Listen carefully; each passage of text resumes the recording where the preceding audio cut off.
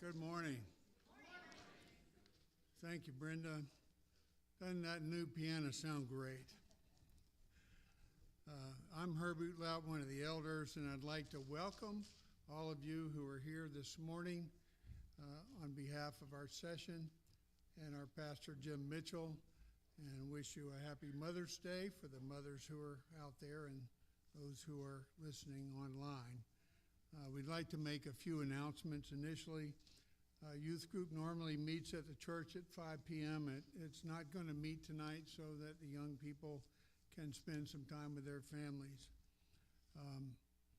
At the end of the service today, then some baby bottles will be handed out before you go out. If you would like to help contribute through those to the Low Country Pregnancy Center, they're being given out on Mother's Day, and they'll be taken up on Father's Day. So it's a good place to put your spare change and to help contribute to their work that glorifies God and honors life. Next Sunday, we're going to have a guest, Sheila Osborne with World Witness. Join us after worship for our presentation and congregational lunch. There is a sign-up sheet on the bulletin board where the flowers are back here. So if you would like to come and participate, if you haven't signed up, please do so today. If you would take a few moments to prepare your hearts for worship, there is a passage from Hebrews 11 in your bulletin.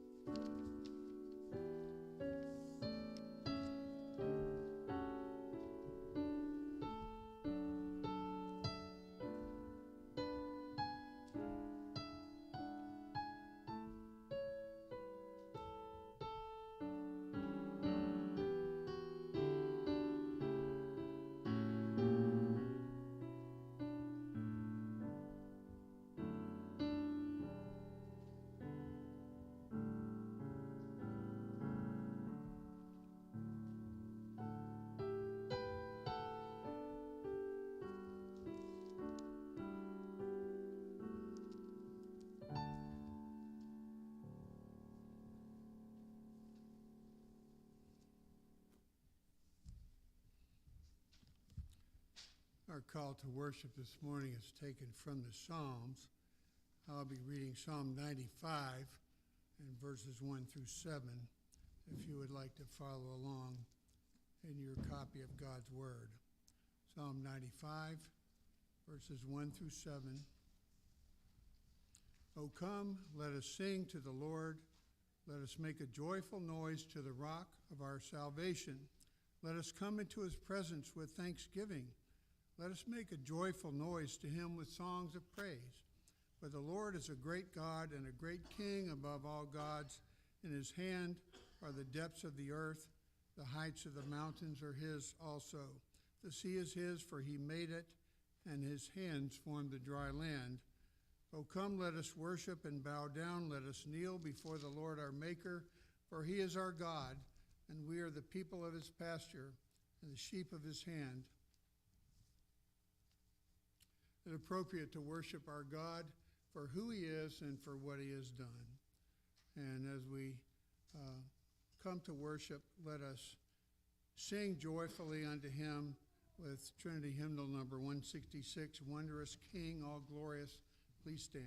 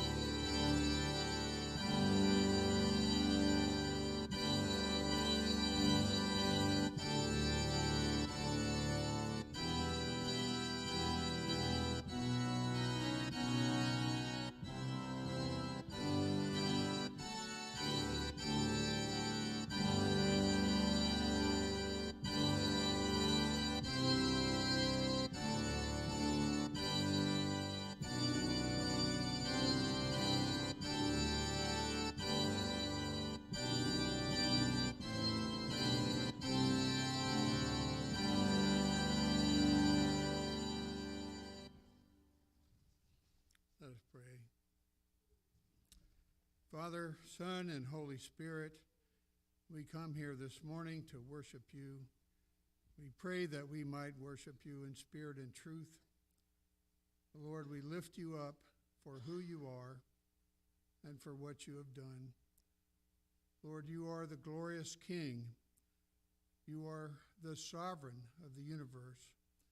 You are the one who has created heaven and earth and all that is, and sustains all those by your mighty power. Lord, you deserve our worship. You are our Redeemer, Lord Jesus, and our friend. We pray that now as we worship, Holy Spirit, that you would apply your word to our hearts, that you would accomplish your purposes for your glory and the glory of the kingdom. We pray this in the name of our Savior, Jesus Christ, who taught his disciples to pray, saying, Our Father, who art in heaven, hallowed be thy name. Thy kingdom come, thy will be done, on earth as it is in heaven. Give us this day our daily bread, and forgive us our debts, as we forgive our debtors. And lead us not into temptation, but deliver us from evil. For thine is the kingdom, and the power, and the glory forever. Amen. Please be seated.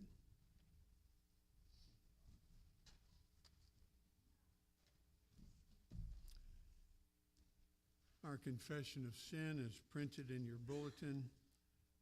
I will read it. Please follow along. Please read it with me. I'm sorry. To enrich me will not diminish your fullness. All your loving kindness is in your Son. I bring him to you in the arms of faith. I urge his saving name as the one who died for me.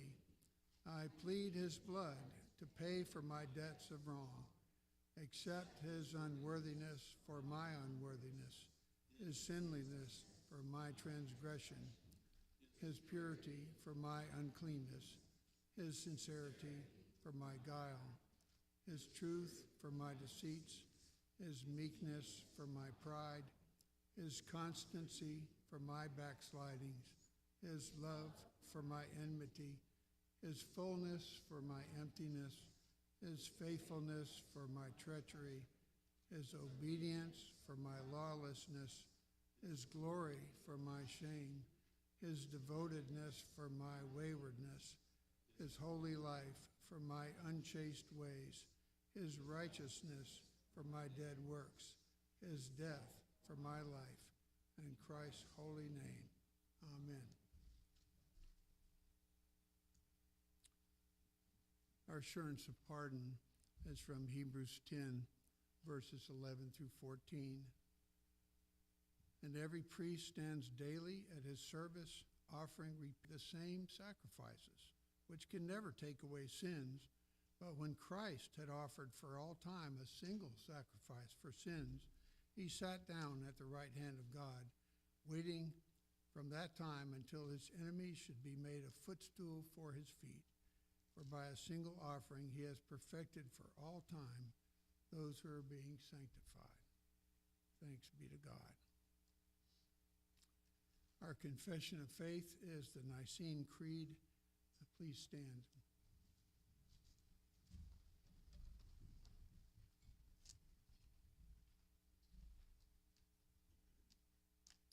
Let's read this together.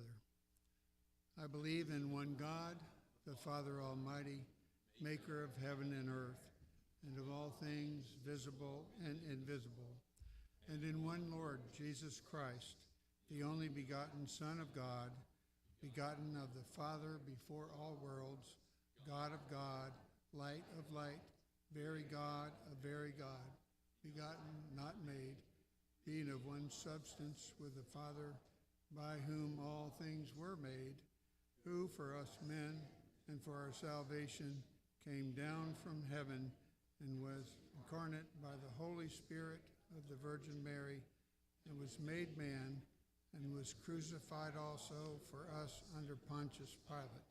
He suffered and was buried, The third day he rose again, according to the Scriptures, and ascended into heaven, and sits on the right hand of the Father.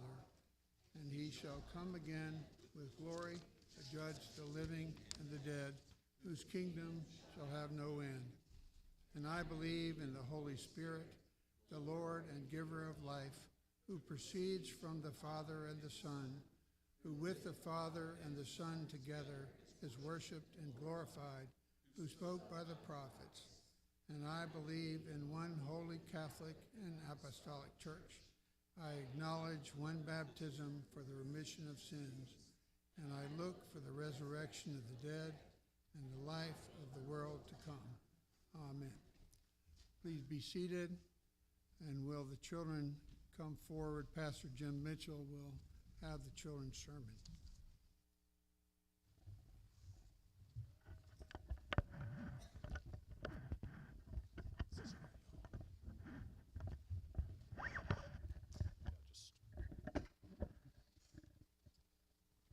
Good morning. Do you remember what we were learning about Abraham last time? What did God promise Abram and Sarah about children? Do you remember? Would they have some? How many? As many as the stars are in the sky, right? Or pieces of dust on the earth. So many offspring coming from their own selves. Now, God promised that, but you know what Sarah doesn't really believe yet? That she's going to be the one to have children because she's sort of older, a little too old normally to be a mother. But she comes up with an idea. I'll have Abram marry somebody else, one of our servants, and she'll have the children. Now, does God want you to have more than one wife? No. Was this a good idea? No. She came up with a bad idea. It was a sin. But God allowed the servant girl to have a baby, and he is Ishmael. And do you think all the promises of God come through Ishmael? Guess what? No. That sinful idea that Sarah came up with isn't how God fulfills his promises. In fact, God fulfills his promises by giving Sarah a son later, who's going to be Isaac, and through whom all the promises are going to come true. So the sinful idea that Sarah had to make things happen her own way didn't get them any closer to the promises of God coming to pass. But they came when they were patient and waited on God to do the work he promised to do. He promised that Abram would have offspring as numerous as the stars in the heavens. And so that's exactly what would happen. And isn't it good that God was patient with Abram and Sarah and us when we sin? Because who died for those sins? Jesus. And who lived a perfect life when we have faith that fails sometimes? Jesus did. Let's praise God and thank him for Jesus. Father, Son, and Holy Spirit, we praise you that when we fail, your Son is perfect. Lord Jesus, you are our atoning sacrifice. You are our righteousness. Help us to understand your word today. Bring up these little ones in the faith that has been handed down to all the saints. Father, we thank you for human parents, for the little ones that you have given to this covenant community. Bless each one, that your name would be glorified. We pray in Jesus' name. Amen. Thank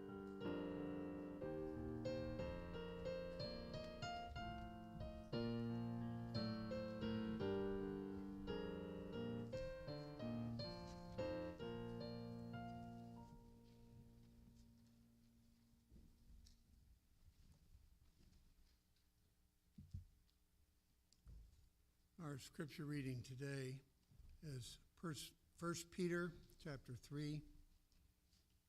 Peter is here giving instruction to wives and husbands and to a persecuted church regarding their suffering for righteousness' sake.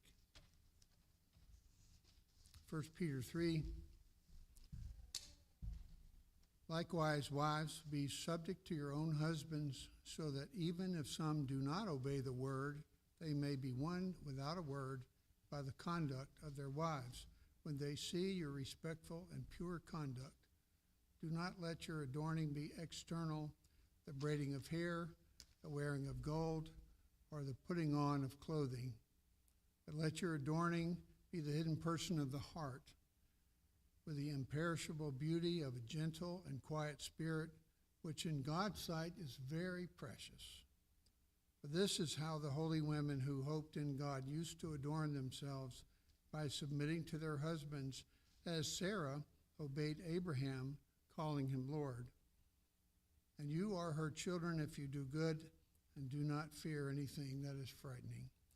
Likewise, husbands, live with your wives in an understanding way, showing honor to the woman as the weaker vessel, since they are heirs with you of the grace of life, so that your prayers may not be hindered. Finally, all of you have unity of mind, sympathy, brotherly love, a tender heart, and a humble mind. Do not repay evil for evil or reviling for reviling, but on the contrary, bless, for to this you were called, that you may obtain a blessing. For whoever desires to love life and see good days, let him keep his tongue from evil and his lips from speaking deceit. Let him turn away from evil and do good. Let him seek peace and pursue it. For the eyes of the Lord are on the righteous, and his ears are open to their prayer. But the face of the Lord is against those who do evil. Now who is there to harm you if you are zealous for what is good? But even if you should suffer for righteousness' sake, you will be blessed. Have no fear of them, nor be troubled, but in your hearts regard Christ the Lord as holy, always being prepared to make a defense to anyone who asks you for a reason for the hope that is in you. Yet do it with gentleness and respect, having a good conscience, so that when you are slandered, those who revile your good behavior in Christ may be put to shame. For it is better to suffer for doing good, if that should be God's will, than for doing evil. For Christ also suffered once for sins, the righteous for the unrighteous, so that he might bring us to God, being put to death in the flesh, but made alive in the spirit, in which he went and proclaimed to the spirits in prison, because they formerly did not obey, when God's patience waited in the days of Noah, while the ark was being prepared, in which a few, that is 8 persons, were brought safely through water. Baptism, which corresponds to this, now saves you, not as a removal of dirt from the body, but as an appeal to God for a good conscience through the resurrection of Jesus Christ, who has gone into heaven and is at the right hand of God, with angels, authorities, and powers having been subjected to him. The grass withers and the flower fades, but the word of our God stands forever.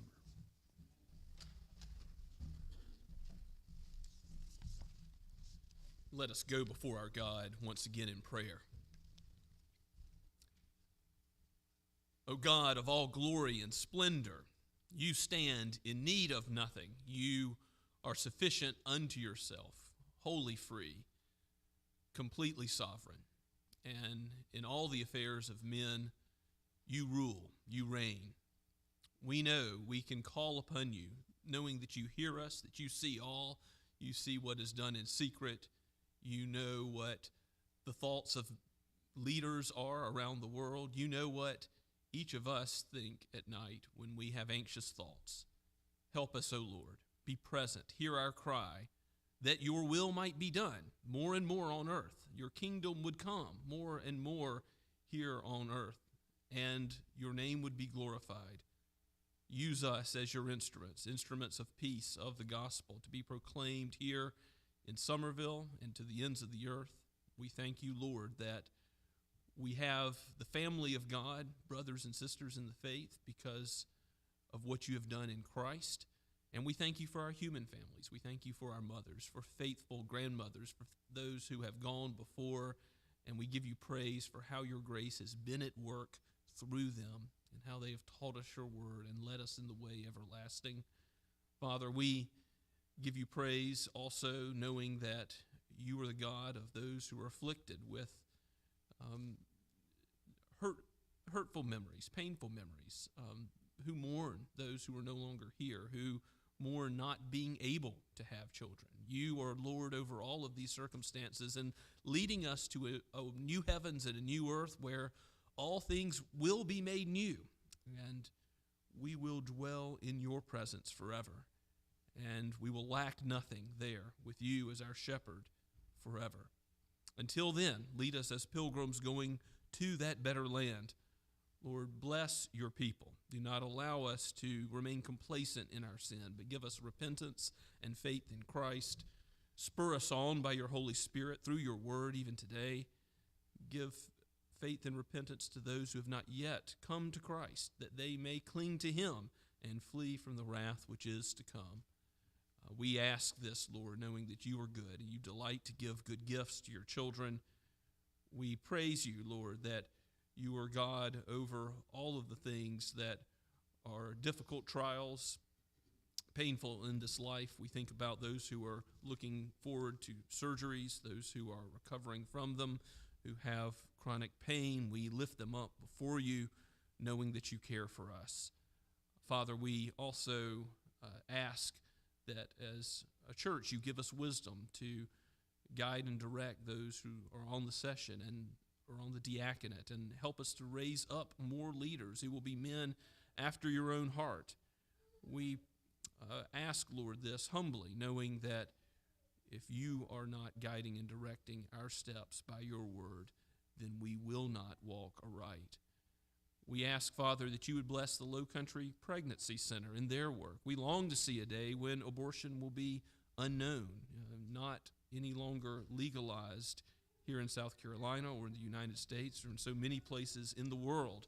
But we ask this knowing that you are sovereign even over these circumstances. So we pray that your justice would roll down like waters, righteousness like an ever-flowing stream, that we would see this with our own eyes in our own generation, that you would change the culture and that you would use your church in accomplishing that. We pray, Father, that you would give us reformation and revival in our own time, that we would have more zeal to conform to your word in our lives, beginning with us and in all of your church, all of your kingdom, all of your people of whatever denomination.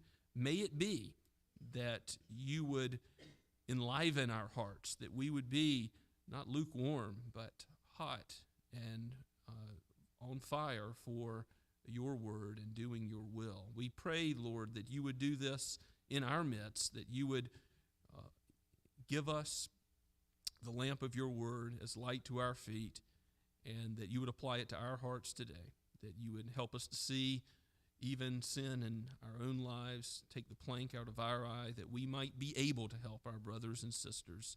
Lord, we thank you for the gospel, for the freedom we have in it to live in Christ as free indeed, according to your word, which is holy and good, your law, which is perfect, and a blessing when we follow it. May it be that we would walk in your ways to your glory all of our days. We pray in the name of our Savior, the Lord Jesus. Amen. As we continue to worship this morning, let us sing together Blue Book number 20, Speak, O Lord. Let's stand as we sing.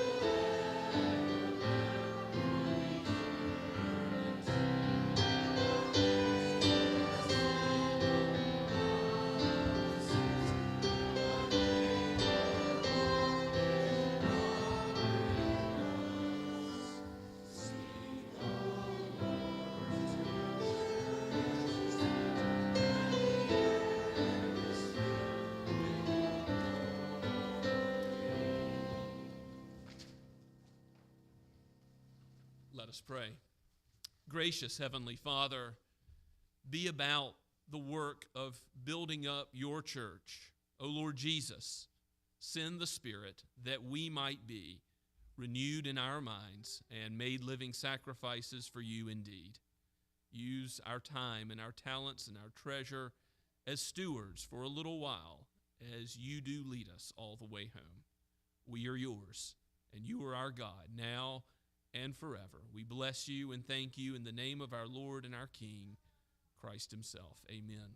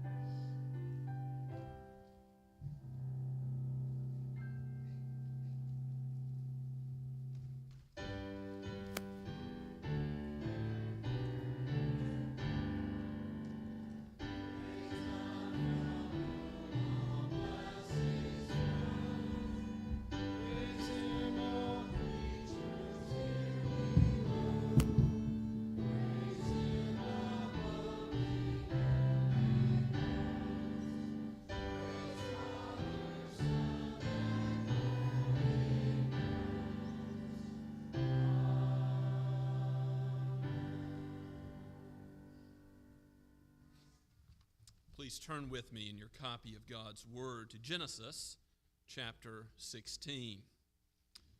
In God's providence, this is a historical account of two mothers, Sarah and Hagar. Sarah, of course, who doesn't really believe that she's going to be a mother yet, even though God has promised, just cut a covenant in chapter 15 with Abram, saying that he, from his very own self, will have a son, and he will have offspring as numerous as the stars in the sky, the dust of the earth. And Hagar, the Egyptian servant, that we'll see how Sarah involves in trying to bring about the promise of God her own way. So let's give our attention to God's Word, starting at Genesis 16, verse 1. This is written by Moses and given to us by the Holy Spirit for each of us today. Now Sarah, Abram's wife, had borne him no children. She had a female Egyptian servant whose name was Hagar. And Sarah said to Abram, "Behold now, the Lord has prevented me from bearing children. Go into my servant, that it may be that I shall obtain children by her." And Abram listened to the voice of Sarah. So after Abram had lived 10 years in the land of Canaan, Sarah, Abram's wife, took Hagar the Egyptian, her servant, and gave her to Abram, her husband, as a wife. And he went into Hagar, and she conceived. And when she saw that she had conceived, she looked with contempt on her mistress. And Sarah said to Abram, "May the wrong done to me be on you. I gave my servant to your embrace, and when she saw that she had conceived, she looked on me with contempt. May the Lord judge between you and me." But Abram said to Sarah, "Behold, your servant is in your power. Do to her as you please." Then Sarah dealt harshly with her, and she fled from her. The angel of the Lord found her by a spring of water in the wilderness, the spring on the way to Shur. And he said, "Hagar, servant of Sarah, "Where have you come from, and where are you going?" She said, "I am fleeing from my mistress Sarah." The angel of the Lord said to her, "Return to your mistress and submit to her." The angel of the Lord also said to her, "I will surely multiply your offspring so that they cannot be numbered for multitude." And the angel of the Lord said to her, "Behold, you are pregnant and shall bear a son. You shall call his name Ishmael, because the Lord has listened to your affliction. He shall be a wild donkey of a man, his hand against everyone, and everyone's hand against him, and he shall dwell over all his kinsmen." So she called the name of the Lord, who spoke to her, "You are a God of seeing." For she said, "Truly, I have seen him who looks after me." Therefore the well has been called Beer Lahai Roi. It lies between Kadesh and Bered. And Hagar bore Abram a son, and Abram called the name of his son, whom Hagar bore, Ishmael. Abram was 86 years old when Hagar bore Ishmael to Abram. Let's pray and ask for God's help. O Lord, give our minds patience to comprehend you in your word aright. Free us from distraction and thoughts of the rest of the day or the week to come. Help us, Lord, to comprehend your word aright and then to practice it in our lives. May you inflame our hearts with zeal to do what is right and enable our hands and feet to live it by your Holy Spirit's power at work in us. We pray in Jesus' name. Amen.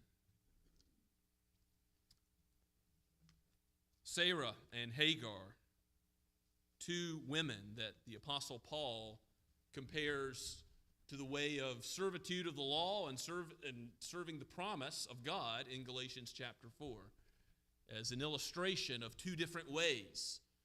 Ultimately, Hagar is going to receive some blessing, is she not? She'll have a multitude of children, the angel of the Lord tells her.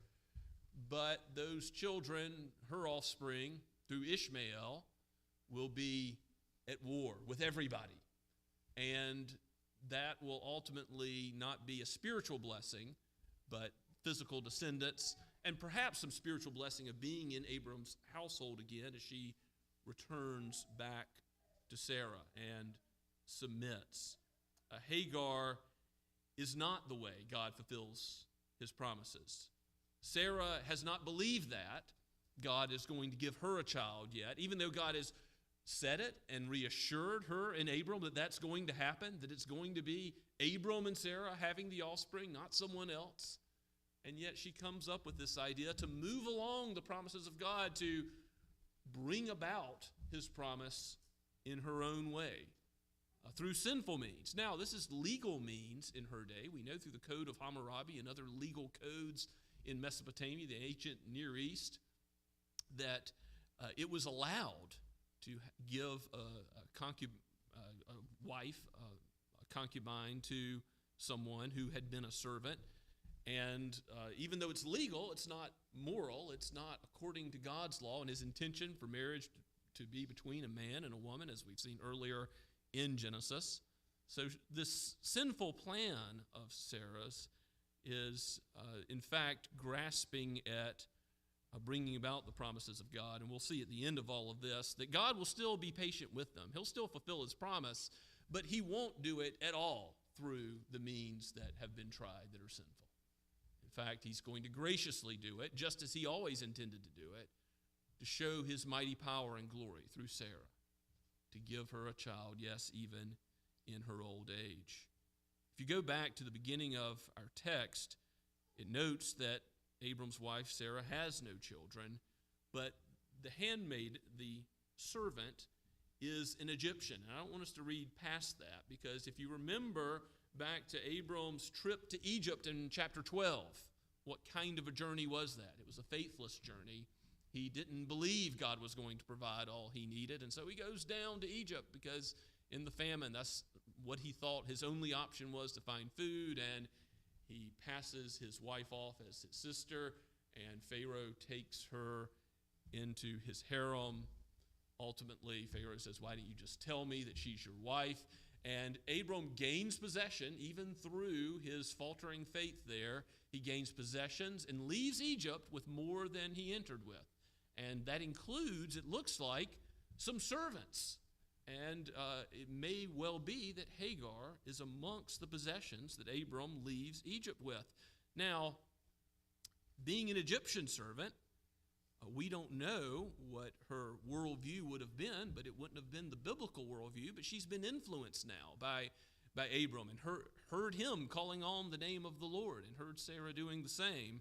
And we'll see how later in this text she calls on the name of the Lord. Fascinating. Even as Abram's held up as a man of faith, here again you have everybody looking a little in the wrong. Abram, Sarah, Hagar. But in the end, Abram is not going to call on the name of the Lord. Sarah's not going to call on the name of the Lord. But Hagar, the Egyptian maidservant, is going to call on God's name and give him appropriate praise. So Sarah comes up with this plan since the Lord has prevented her from having children. And again, it's almost blaming God in verse 2 for her situation, which seemed to be a curse. She says, go into my servant Hagar, have a sexual relationship with her, that children may be obtained by her. And you look at the end of verse 2, and there's the key capitulation, the key passivity on the part of Abram. Abram listened to the voice of Sarah. Now, is it a bad thing to lovingly listen to your wife? No, of course not. You see the proper role of biblical authority and submission in Ephesians chapter 5. The husband is to love the wife as Christ loved the church, and the wife is to biblically submit to that leadership that is loving and keeps in mind her best interests, certainly listening to her.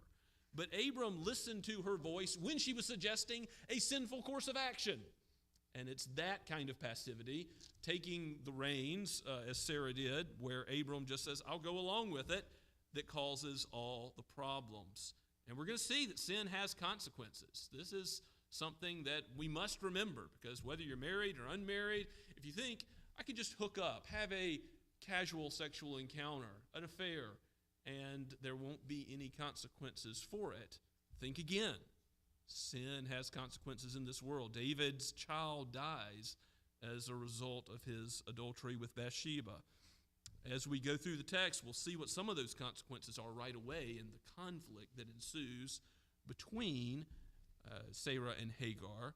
Of course, it's her idea that Abram would take Hagar as a wife, as a concubine, and that's just what he does. And she conceives. Now, after she conceives, she starts to look with contempt, verse 4 says, on her mistress. So we don't know what exactly is involved here. It may be some degree of shaming, mocking perhaps. I'm able to have children, but you are not. And eventually Sarah is so frustrated with the situation, she says in verse 5, may the wrong done to me be on you, speaking to Abram. Well, whose idea was it? It was Sarah's. Of course, it is Abram's fault too, and he does bear some responsibility and culpability for going along with this plan as the head of the household. And indeed, she gave the servant Hagar to Abram's embrace, and when she saw that she had conceived, she looked on me with contempt, Sarah says. Well, if you look at Proverbs 30, there's 4 things that make the earth tremble. Do you know this list? Proverbs 30, starting at verse 21. Under 3 things the earth trembles, under 4 it cannot bear up. A slave when he becomes king, a fool when he's filled with food, an unloved woman when she gets a husband, and here's the final thing, a maidservant when she displaces her mistress. And that's exactly what's going on with Hagar and Sarah. So this is something that's going to cause the earth to rumble. There's going to be consequences of sin. There's going to be conflict. And here you see the frustration of Sarah. You see the resulting conflict where ultimately Hagar is going to run away. She says, may the Lord judge between you and me, speaking to Abram, possibly calling on her legal rights. Because, again, the ancient Near East law codes have provisions for once a slave has been made into a wife, a concubine, she can be legally made back to a slave if she's claiming equity with her mistress, the Code of Hammurabi says. So there's some provision in here legally, and maybe she's calling upon that. And Abram says to her, "Behold, you do with Hagar what you will. Do as you please." And that probably isn't the right response by Abram, because now he's giving Sarah full authority to treat her harshly, and that's just what she does. She treats her unfairly. And we find her in verse 7 running away in the wilderness on the spring, by the spring on the way to Shur. And that is in the desert of Shur, bordering Egypt. So all you need to know is she went towards her homeland. She's running probably back home, not intending to come back. She's being dealt with so harshly. And the angel of the Lord finds her. Of course, can God find any of us? He found Adam and Eve in the garden. He is a God who sees all, whether we go to the depths of the earth or the heights of heaven. Psalm 139 says the Lord is there. He is omnipresent. He sees. We're going to see how Hagar affirms the omnipresence of God, specifically related to her. But this angel of the Lord, messenger of the Lord, many believe in church history, including John Calvin, amongst other Reformed folks, that this is a theophany. This is the pre-incarnate Christ. This is God himself, because you see later in Genesis and Exodus chapter 3, when the angel of the Lord comes, it's identified with God himself. So either the Word of God sent as a message is so tied to God himself that there is that close identification, or this is God himself appearing in some fashion to Hagar. So certainly a majestic, holy appearance of the Lord before her must have been astounding. And in verse 8 we read, "Hagar, servant of Sarah, where have you come from and where are you going?" Again, God can find her, and he asks the question, where'd you come from, where are you going? But he knows all, just as he found Adam and Eve in the garden and asks, what are you doing? He's asking them to confess information that he already knows. And she says, "I'm fleeing from my mistress Sarah." She says the truth. And the angel of the Lord says to her, verse 9, "Return to your mistress and submit to her." That's a hard request, and it's more than a request. It's a command by God. Return to Sarah and submit to her, even though she's been dealing with you harshly, unfairly. And the angel of the Lord said to her, verse 10, "I will surely multiply your offspring so that they cannot be numbered for multitude." Again, you might think, God's going to fulfill the promise through the sin of Sarah and through Hagar. But that's not what he's saying. She's going to receive many descendants through Ishmael, but we're going to see that he will be a donkey of a man. Verse 12, God says, "You're pregnant, you'll bear a son, you'll call him Ishmael. The Lord has listened to your affliction." The word Ishmael means God hears. God has listened to Hagar, has he not? She's run away. She's been sad by this spring. God has found her, and God has heard her cries. And nevertheless, he will be a wild donkey of a man, his hand against everyone, everyone's hand against him. There will be conflict.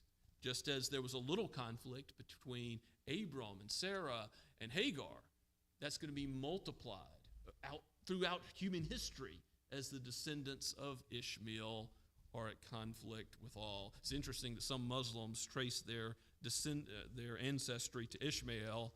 Well, it's not a particularly good ancestor to claim. Here is someone who will play a great role in human history because of the sin of Hagar. And of course, they're no closer to the promises of God, which God's going to fulfill through Isaac, as we'll see his birth proclaimed and promised in the very next chapter, chapter 17. Look at Hagar's response to this prophecy that God gives her. In verse 13, she says, she called on the name of the Lord who spoke to her. And you'll see capital L-O-R-D. It's Yahweh. She called on Yahweh. How did she know the name of Yahweh? Because she's been around the covenant influence of Abram and Sarah. And it must be said that later, Abram and Sarah are held up as a biblical picture of marriage. In 1 Peter 3, which we read earlier, we see that normally her way of life was to submit to Abraham biblically and to live in that kind of way, calling him Lord, reigns and leading into sin as she does here. So to be fair to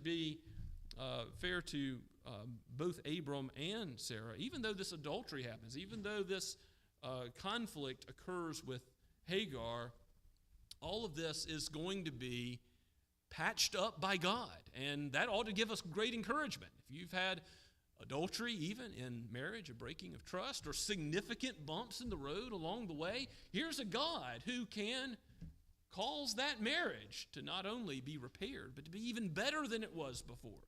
Now, this is his mighty right hand at work. He is able to deliver and redeem and sanctify his people even through very difficult situations like this. So eventually, Abram and Sarah end up being examples of a godly marriage.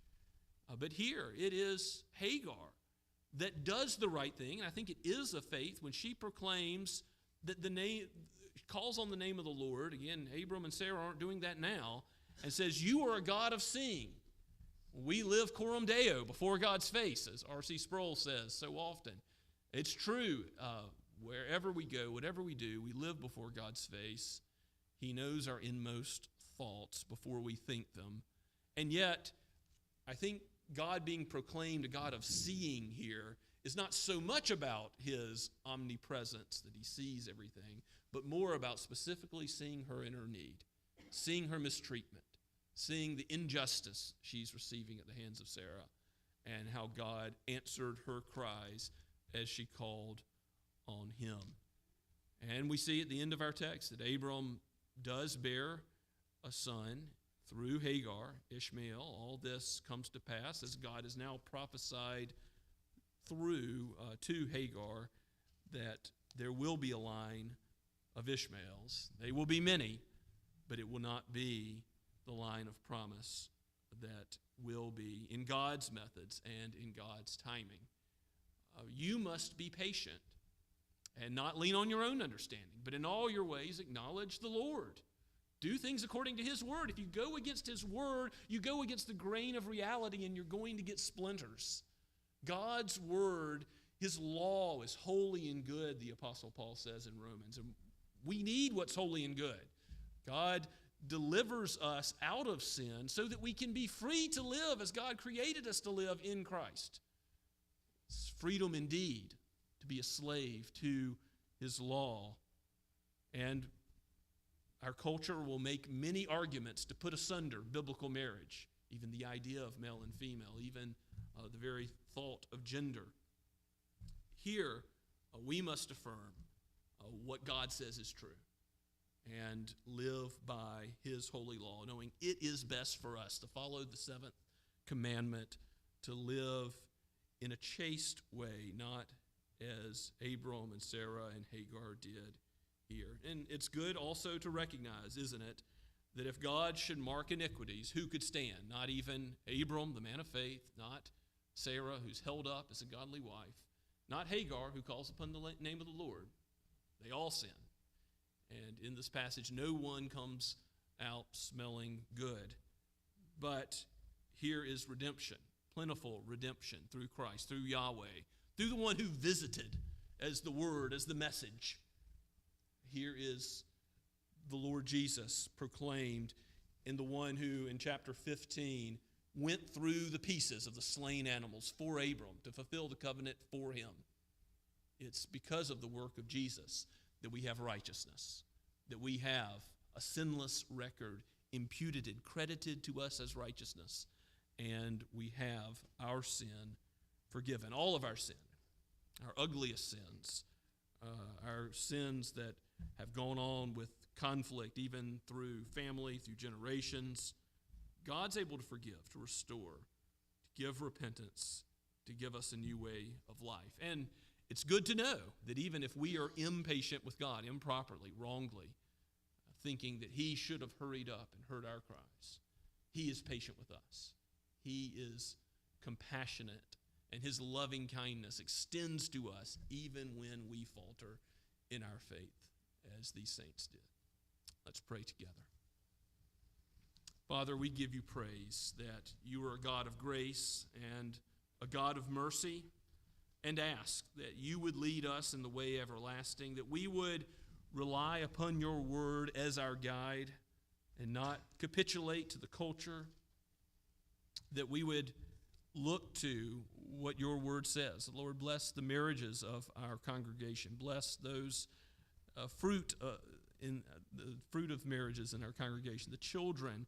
Lord, as we think about how precious these things are, how precious your covenant community is, how precious your word is at redeeming the soul and turning around those lost in darkness, we pray that you would make us beacons of the light of your kingdom in our lives today and in the days ahead as we go into the world.